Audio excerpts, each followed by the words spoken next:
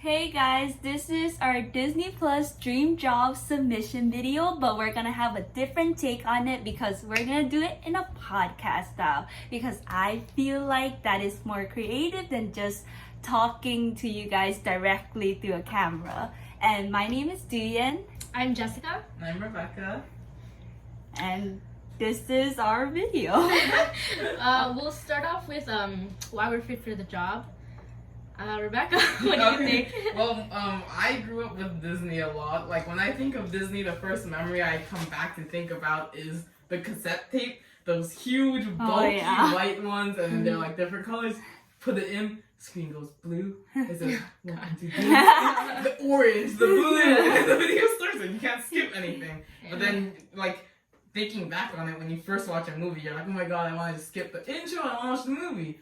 But then now you look up a video and you can find all the intros because it's nostalgic. It's nostalgic. And then like I feel like another reason why we all love Disney is that like it's like embedded into like Childhood. We'll cut that out.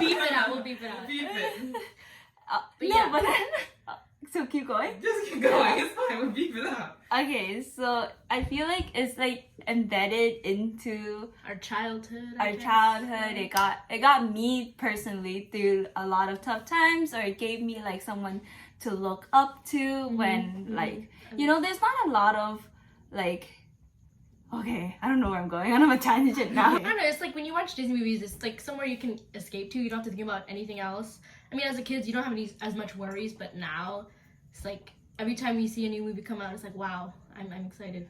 Especially if you grew up with something, it's more special to you than now. Like, movies pumping out, everything's trying to compete with Disney. There's like other companies, and it just doesn't feel. It doesn't have the same spark as a Disney movie, especially back then in like the golden era, the Renaissance, yeah. So why do you think we can watch 30 movies in 30 days? Definitely, Yeah. because we all love Disney. Like, Yeah, I feel like we could probably easily watch a movie or two a day because once you watch one, you're like, oh my god, that reminds me of this movie. And you gotta watch the movie. Yeah. So what are you guys' favorite movie from Disney, of course? I love Mulan. Mulan is arguably one of the best Disney movies out there. It has a heroic female main character of color. You know, I mean, of course, there's much more to it. But yeah, that's it for now, I guess. Duyen. Shoot. How should we do this? Like, Are we just gonna talk about Mulan? yeah. We can just continue talking about Or Mulan. do you want to introduce everyone and then talk about it each individual? Yeah, we can just introduce. Okay, and my favorite movie has to be the Disney Pixar movie Monsters Inc. I can highly relate to that. I also like what do you consider the University, a sequel or prequel? It's a prequel, but it just came after. after. It's just Okay. called a prequel though. Yeah, okay. I also like the prequel, Monsters University, a lot too. How about you? I like this is interestingly enough, you guys named like one of the older, the more classic movies, but then I'd say one of my favorites currently would have to be Ralph Breaks the Internet. Not so much Wreck-It Ralph itself, but then I feel like what Ralph Breaks the Internet did is so unique and different. We're not just talking about video games, we're bringing in the internet, and to be able to show the internet in such an interesting way it's pretty nice. Yeah. So let's just talk about the first movie that was mentioned here, which was Mulan. So can you give us a quick summary about Mulan? Yeah. Okay, so it's about this female Chinese, obviously, and she's just trying to she doesn't like fit in with the other girls in her town. All the other girls they're girly. They're trying to find a husband. They're trying to honor the family by finding a good husband, but she's like a little different. And when she goes to the matchmaker, it doesn't work out well, and she kind of, I guess, she doesn't know who she is yet. And then later on, her father gets drafted for the war. Yeah. And like her father is frail. He has a cane, but obviously he has to carry the family and all that. You can't dishonor that. It's all about honor, basically, about this movie. So Mulan decides that she'll take his place and go to the war. And so she cross-dresses as a boy, and then she participates in the training camp and stuff where she makes new friends. And then, I don't know, it gets kind of serious later after they find out that the Huns infiltrated China, I guess. Yeah, and then after that, she basically finds herself. She realizes that she doesn't have to be the typical girl, but she doesn't have to, like, you know, she doesn't have to cross-dress to be who she really is. She can be both now. That's kind of basically. I feel like one of the reasons, definitely, I feel like that all of us can relate to is how Mulan is like the first, I would say, Asian princess in the Disney princess line, at least the official one. And so it made a lot of girls, like Asian girls, felt very represented represented on screen. And plus, to be a princess too, like that's hard to say. You always see like you know, white princesses and stuff, but you never see like an Asian princess on screen. So I feel like that was one of the movies that stuck to me the most. Definitely. So, yeah. One of the reasons why it's my favorite, but. And Mulan is a character herself. When you look back at all the other movies defined as a princess, it's ball gowns. You need like a Prince Charming to save you. But Mulan, like even though she does have a love interest, like he's not the one saving her. Yeah, she saves finds herself, her own way. Yeah. Especially through like the first song, "Make a Man Out of You." Like, oh, she gets put down because she's not as strong. She's not as whatever's, you know. But then she uses her own strength with it, which is like not brute strength, but her intelligence, and then she uses the weights to climb the tower to do it. You know, she didn't need a guy to tell her, "Hey, do this." Yeah, I think we can all agree that Mulan is not your typical princess. And I like how it like kind of steps into like the now I guess we call the LGBTQ community, how like she cross dresses, and I feel like that was a very risky step that Disney took, because you know this. Like, I shouldn't talk bad about Disney. Okay. But Disney has been always a very, you know, traditional. Yeah, like, and like, I don't know. I also like the body type. Like in every other princess or Disney movie, the girls, they, you know, just the typical skinny, the long legs, tall. But obviously, like you can tell from Mulan, she has like thicker calves. You know, she wore, right? But you know, I like that too. The art style itself is very different. Like when you look at other Disney movies, it was sparkly, all this, but then this, even though it's focused on a so-called princess, right? It's about war, it's about all this stuff. Yeah. When you first think of a Disney princess, you think, oh, you need a sidekick, oh, you need like singing.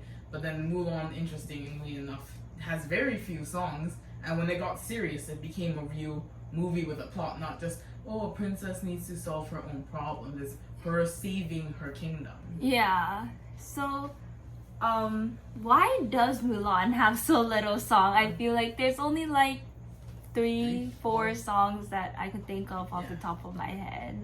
Like it wants to be like, you know, it's like lighthearted in the beginning, but it knows when to get serious. So like, obviously, if you're talking about war, you can't really be singing about that. It's like it's a tragic thing. War is not great, you know. Like and so they, I guess that was great on Disney to realize when to stop the singing and get serious. I think. Do you have a favorite song from? I mean, it's typical, but I like "I'll Make a Man Out of You." Yeah. Classic Disney song right there. I love that song. Okay, and what was one of you guys like favorite scene from the movie?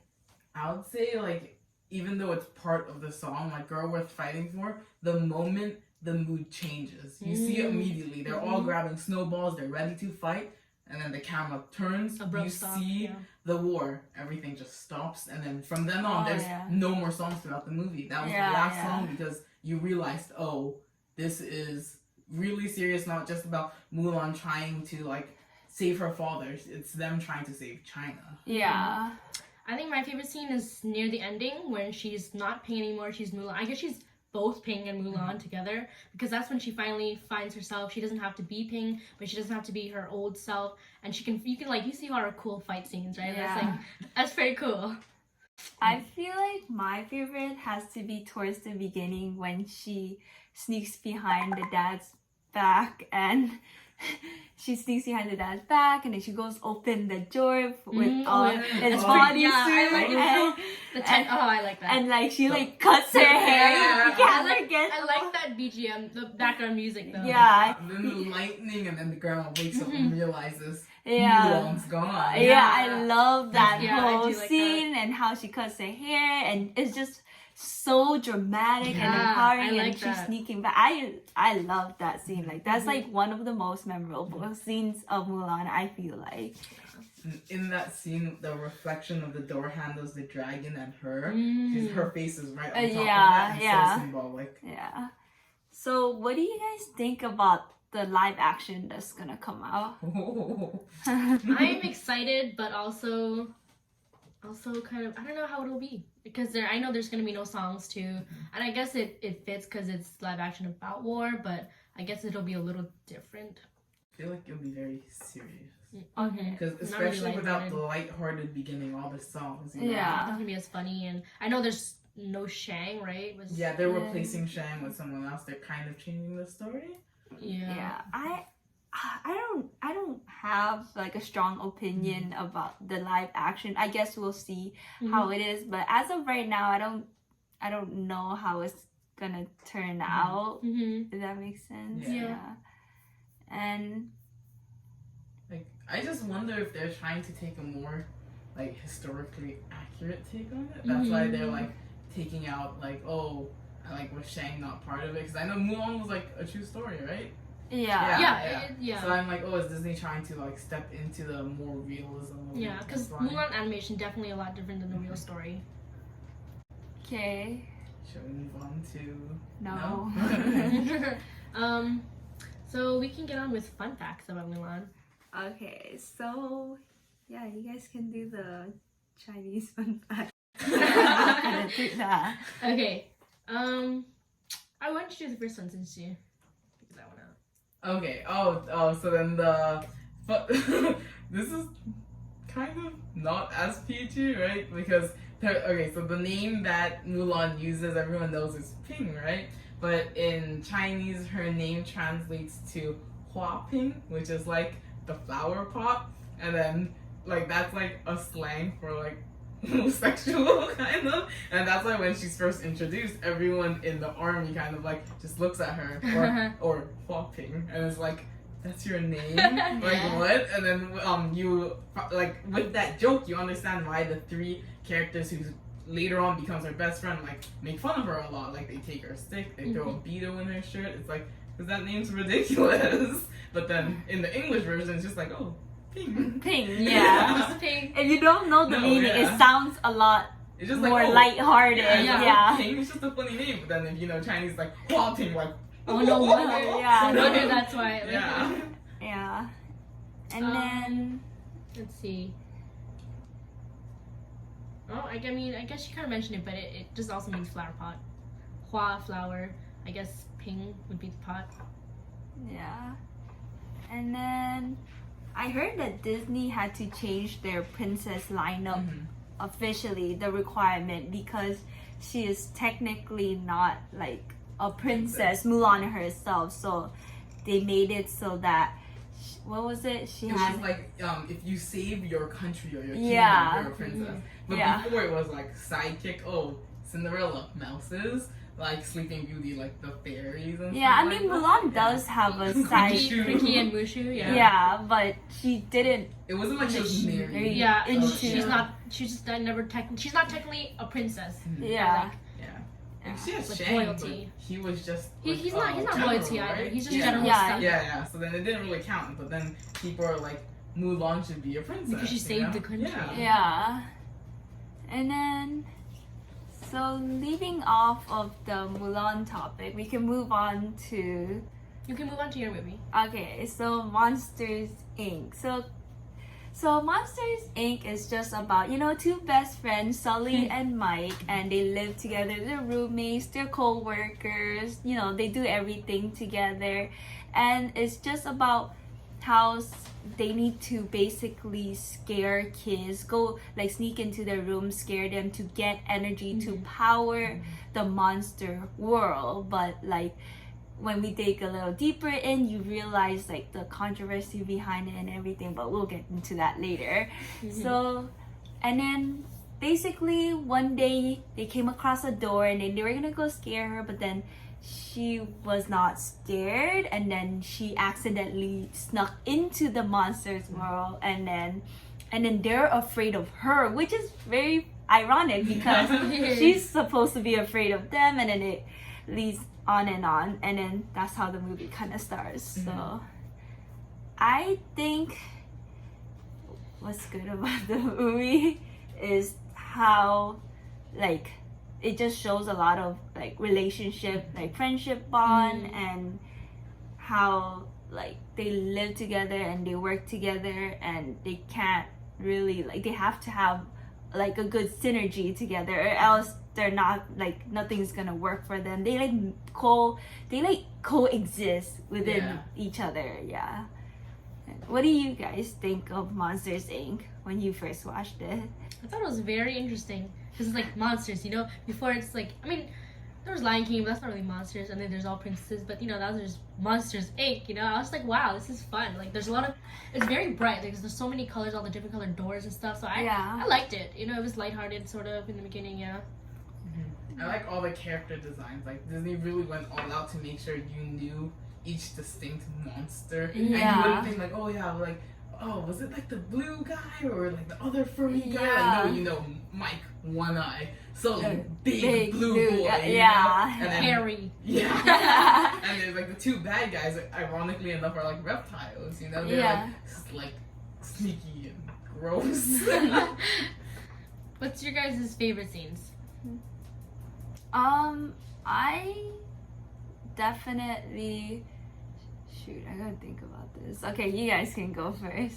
Do you have one? My favorite scene, I'd say, I guess when Mike is looking for Boo, like through all the doors. I thought it was really fun because you get to that, like with all the doors show. I like that scene. It was pretty cool. Yeah, and it was really cute because you know he's just looking for her, and it's like, oh, they really care about each other now. You know? Yeah.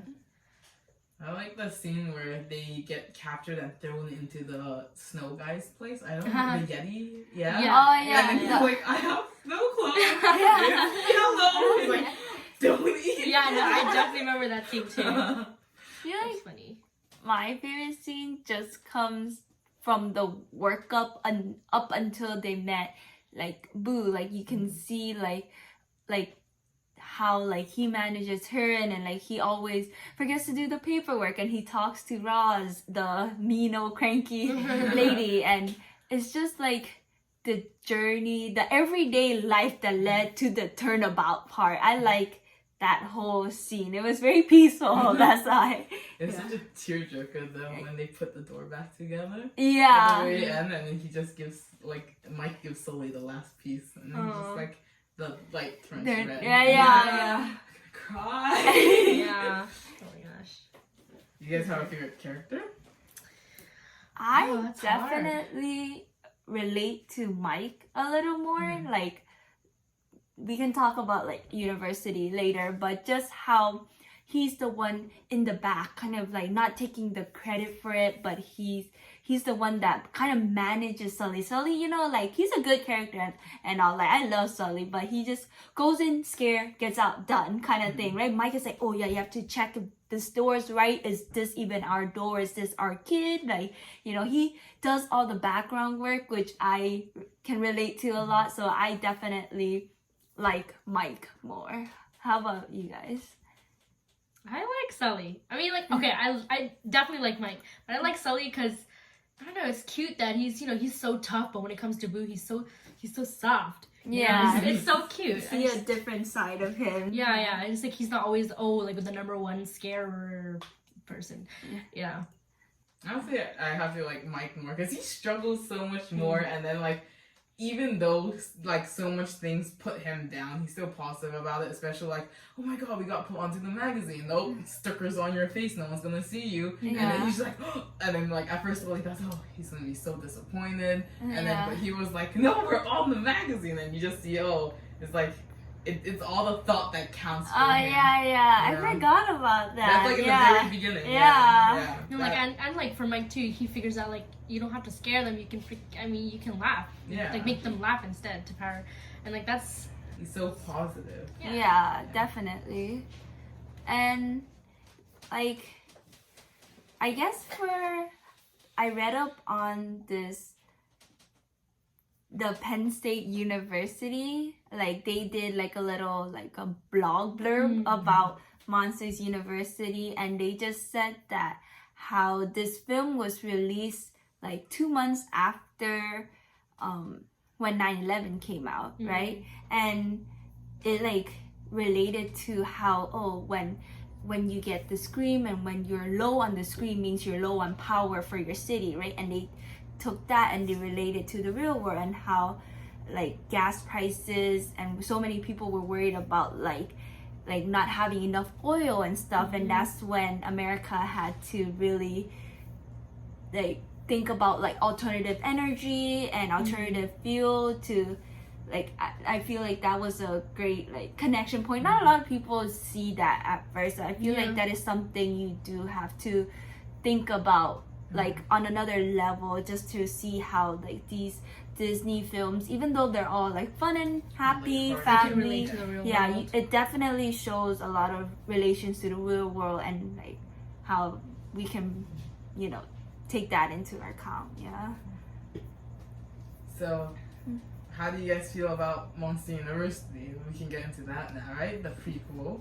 Yeah, Monsters University, I feel like it's very relatable, especially how we're university Yeah. students ourselves, and how like this I feel like this movie relates a lot, like focuses on Mike and his story of going into college and getting a career and stuff. Not really Sully, I feel like, in this aspect.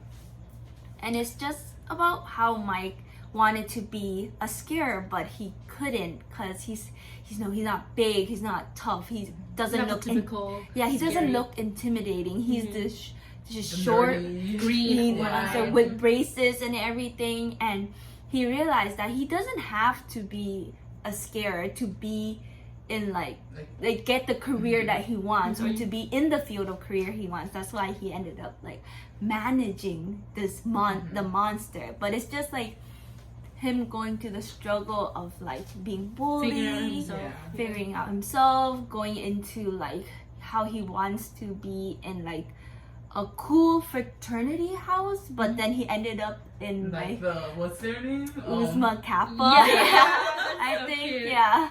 And it's a bunch of like nerds like him, but then that's where he kind of fit in, and then and he from then realized that like, oh, I don't need to be cool to fit in. Like I can be myself and be quirky and have a bunch of quirky friends and still be fine throughout college. Yeah. So did you like Monsters University more or Monsters Inc. more? What do you guys think? Like, Monster. I agree. Yeah.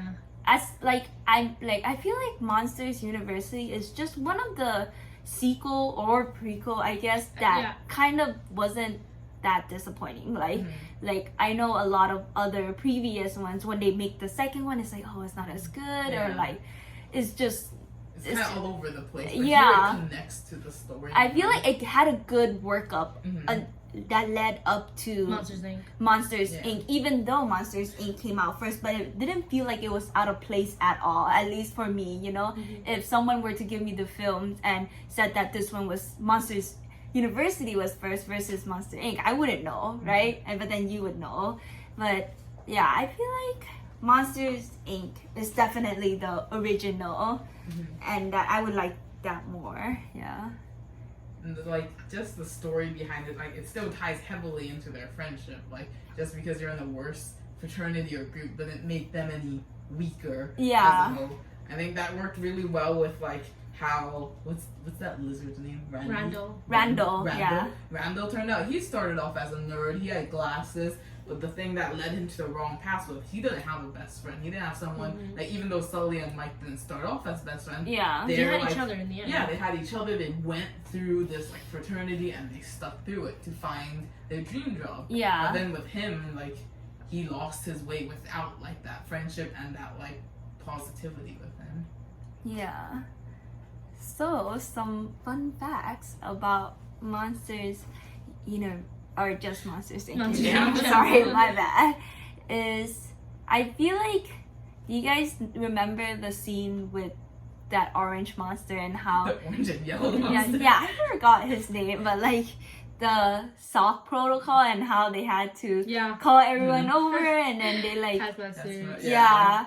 And it's like 2319 because 23 is the letter W and 19 is the letter S, which stands for white socks. Yeah. So creative. It's so creative, yeah. But I then mean, you not don't like know the we do. meaning of Yeah. it Yeah. until you look into it. It's funny. It's pretty cute though. And the other one was like, just to make Sully himself, they created a whole new program for all those hair they individually put in. It's like, it's crazy. Yeah, It like took a lot of work, definitely. you can definitely see the amount of work when you watch the movie because each strand of his hair It's moves. just cool. Cool. It's like, Yeah. It's just you can see it. Like you can see it, like it's so Yeah. realistic. Like, yeah, especially the year it was made. Yeah. That's why they needed that program. It's like, wow, you guys went so out to make this movie perfect. yeah. And then moving on to the last movie, last but not least, Rebecca. Ralph Breaks the Internet. Okay. Let's have a quick summary on that. Yeah, so Ralph Breaks the Internet is the sequel to Wreck-It Ralph. So then obviously has almost all the same characters, but new characters are introduced. So we have Vanellope. She was the princess or like the president of the Sugar Rush. And then we had Ralph. He was with Fix-It Felix Jr. And of course, Fix-It Felix Jr. is there again, now married to Calhoun. yeah. And then this whole story revolves around like the aftermath of Sugar Rush. It's like, oh, they fixed the game, they fixed the virus that was like, or Vanellope, right? Her glitching. Yeah. But then like 6 years have passed now and they've been friends doing the exact same thing, but the game breaks, They're escorted out of Sugar Rush and what are they supposed to do now? Like she can't be gameless. So the entire premise is them going on the internet and trying to buy the part to fix their game, but they don't have human money. So then they jump through like search engine, through apps, through websites to find and get that money to fix their game. So like, how come you like the sequel better than the first one? Like I feel like what's so great about the sequels is you already know the characters. Like you watch Wreck-It Ralph, you already relate to the characters, you understand them, right? And with this sequel, it like the movie grew with you. So now the movie came out a few years later, you're a bit older and you go in and watch it and you're like, oh, it's not just like this kid's movie anymore. There's such a broader story to it. Yeah. Especially like with the ending of this movie. That's like I feel like what everyone looked for in this movie. Like Disney movies are known for having happy endings. Yeah, but this one, wow. Yeah, this was a very bittersweet ending that like I feel like a lot of like teens or like adults now are like they can relate to that. Yeah. Gosh, this one was definitely. It was sad. Yeah. It was so bittersweet. I was a mess when I went to watch this movie. Yeah. Like, so the ending, for those of you who aren't sure, spoilers, but it's like, so the game breaks down and were they able to get the piece?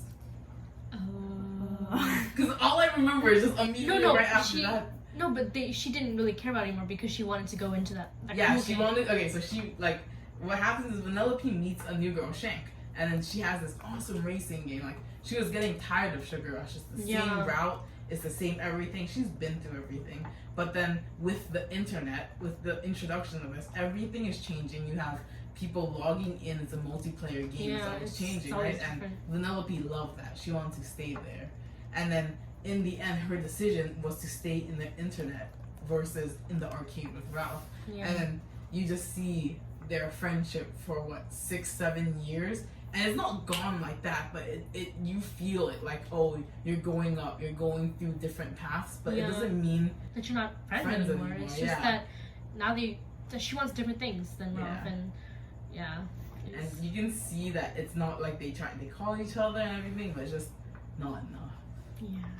What do you think about their relationship just in general? Like in the beginning of the movie, you think, oh, they're like such great friends, but as the movie progresses, the one thing about Ralph is that he changes a lot. You see, like it's kind of like he's very reliant on her. At first it was pretty equal, and then it became more like he doesn't know what he wants to do without Vanellope. So he wants her to stay, like, well, fix your game, come back to the arcade, you know? Mm-hmm. But then he doesn't realize, oh, you have your own ambitions you want to go for.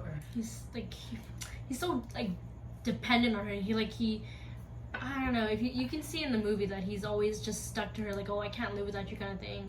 It's like, but Vanellope wants different things, you know? Yeah, I feel like I have to disagree with you. I feel like Vanellope is the one that changed for me, because she's the one that grew up, and she's the one that wanted different things. Like Ralph, like if you watch, he's the way he will before, like the way he was in the beginning was the same towards the end, but it's just that more of the bad traits come out because of how much Vanellope changed, and it impacted on him. Like he was always there for Vanellope, you know, like they were always friends, they would always meet up, stuff like that. But then slowly when Vanellope got, you know, stuck in that Shanks game, and then she liked it there, she started to grow up, she started to change, she started wanting more things. And then of course, like, you know, I feel for Ralph. He's like, oh, why all of a sudden, you know, we have this good routine, like we should just stick to it. Like Ralph is a man of habits, guys. like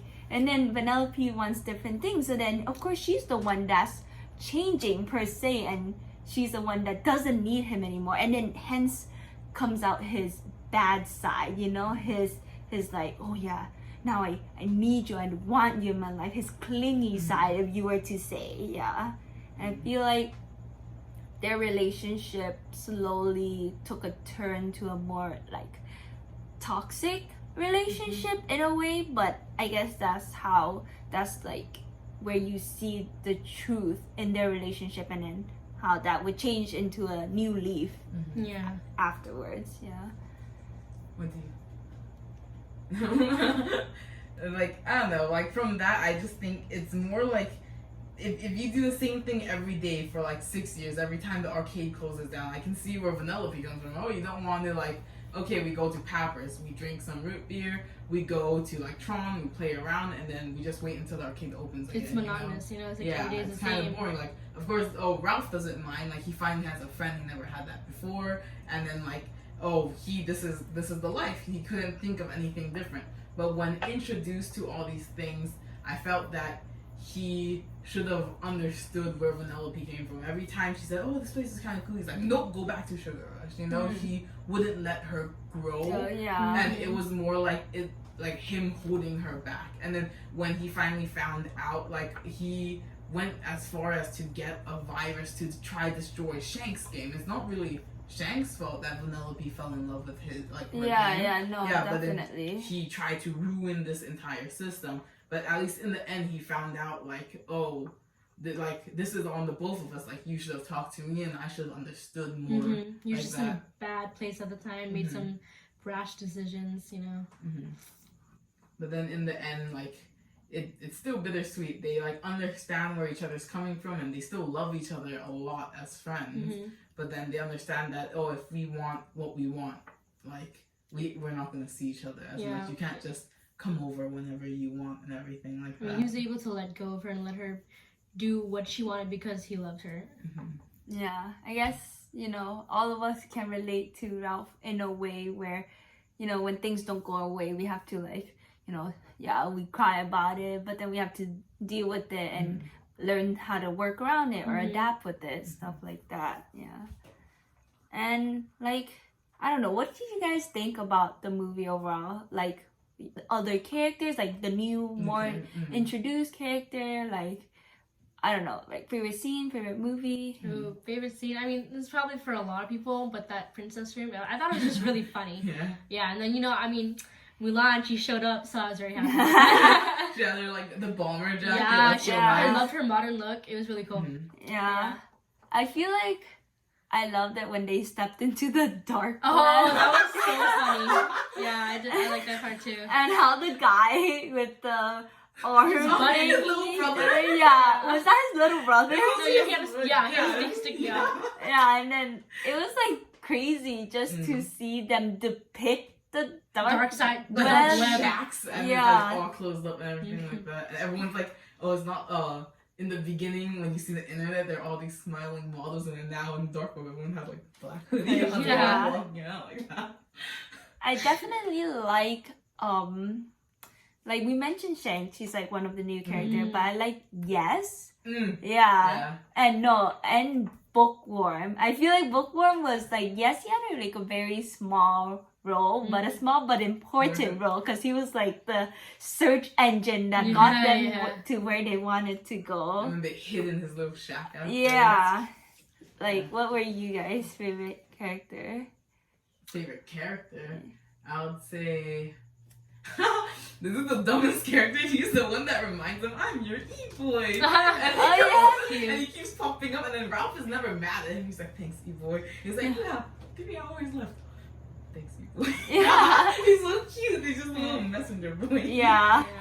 How I like Shank because she's like so different from Vanellope and from Ralph and from all your favorite. Yeah, she's just different, and she lets Vanellope see like there's more to the internet. There's more to just her sugar rush game, you know. Yeah. Like a step up. If you were to say. Like, game so much. My favorite scene though was like how they love to make fun of themselves. Like in the trailer, they have the scene like, oh, you get the milkshake, you get the pancake. But then after that, it's like, why wasn't that scene in the movie, mommy? After the credits, and it's just like, oh, you guys realize that too? It's so dumb, but so funny. Yeah. And how I just like how they depicted the internet. Don't you think that was like a very creative way, like just not talking about like the dark web and how they depicted that, but like how they show like the search engine and you actually Like reaching yeah, reaching to your, I guess, web page and just all the different logos here and there. I think it's really funny because then I guess the way like I would interpret it is Ralph is the bigger file, Vanellope's a small file, right? And they're in the car, it's like dragging behind this like slow internet. Yeah. It was so funny. And then when they were going to like all the pop-up ads, like everyone can relate, right? It's like literal people shoving the thing in your face, you know? And the moment you accidentally click it, oh, a car picks up and you're sent there because a new web browser opens, you know? Yeah, and I just remember that scene when he was in like Yes's lair or something, and then he became like a viral video and like he was really popular, but then like and then he let like the internet affect him because a lot like slowly he got haters, and then he was exposed to like, was it the comments? The comment section. Like, hate comments. Oh boy.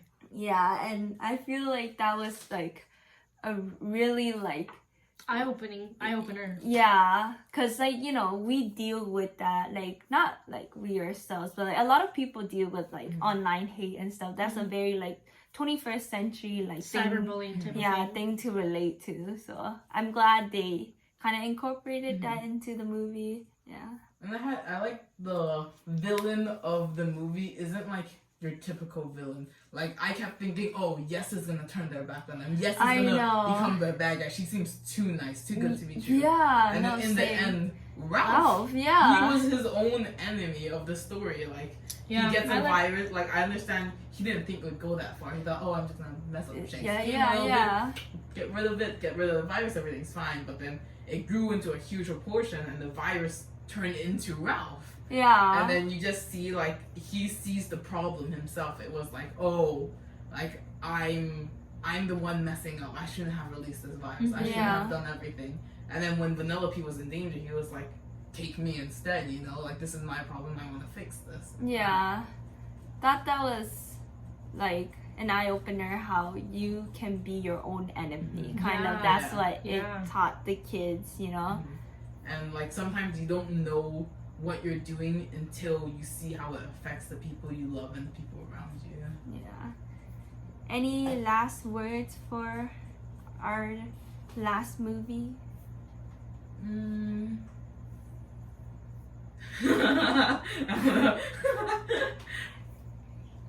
I can't always stick to the script, okay? Just I don't know, like Disney's just very, even to this day, like so excited for Frozen 2 coming out. Oh, And yes. then like loving how all these sequels are becoming theatrical releases now and not just straight to DVD kind. yeah. We don't talk about those movies. And I just feel like overall, like, because we can think about Disney movie and analyze it in like another Perspective. realm and Yeah. perspective, I feel like this would like make us good for this job, because we just don't see like, oh yeah, like they're hugging each other, like We see oh, deeper than the surface. Yeah. It's not. yeah. We question everything. Yeah. And with the three of us watching it together, we all see different things than we like. I could perceive something like this was like, no, don't you think he's doing it for this reason? Yeah, you know? yeah. It's like very interesting, and not just their animated movies. You know, like Disney branched out a lot. We got Marvel. Yeah, we got, like, Star Wars, everything. yeah. Like huge universes to choose from. It's not like we're just sticking with the classics. But they're all good. And then Disney Plus coming out, all those new shows people are hyping up. We Yeah. have Jeff Goldblum's show. We have like the Vision Wanda. Yeah. And all the Falcon and new Winter Soldier. Marvel movie that is coming out, and a lot of people are really hyped Hyping for it up, that. yeah. Can't wait to like review those. Yeah. Ooh. Hint, hint. Yeah. Any last word, Jessica? I just think that like it's not just for, I don't know, for the benefits. Like I think we'll just really enjoy this job, you know? Like we'll be happy doing it. It's not really it won't be Not a like job to us. you know? Chore. It's not like Yeah. a chore that we have to do. Yeah, Like, oh yeah, it's like- typical like, oh, 9 to 5. Oh to god. go work Yeah. now, Yeah. watch Yeah. a Disney movie. Yeah. It's like, oh, we get to watch a Disney movie. Yeah. Yeah. Okay, well, I guess we can wrap it up Yeah. for this first podcast, and if things goes well, then We'll see you again. yeah. See some Disney reviews from us. Yeah. Hope y'all enjoyed this podcast. Yeah. Bye. Signing off.